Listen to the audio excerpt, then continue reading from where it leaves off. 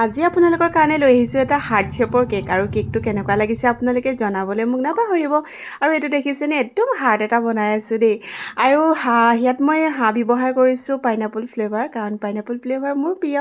তো সেইটো কাৰণে পাইনাপল ফ্লেভাৰ মই ইয়াত ইউজ কৰিছোঁ আৰু এনেধৰণে মই কেকটো কভাৰ কৰি লৈছোঁ ধুনীয়াকৈ।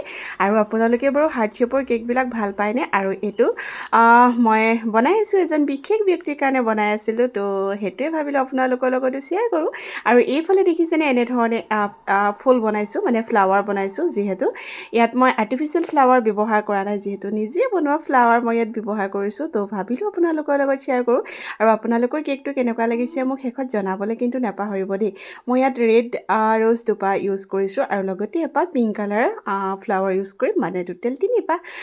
তো এনেধৰণে মই ইউজ কৰিলোঁ আৰু হৈ গ'ল। আৰু এনেধৰণে এতিয়া মই লিফ দি দিছোঁ আৰু ইয়াত মই নজেল ব্যৱহাৰ কৰা নাই, এটা পাইপিং বেগেৰে দিছোঁ। আৰু এইফালে মই ছাইডত বৰ্ডাৰটো এনেকৈ দি দিছোঁ।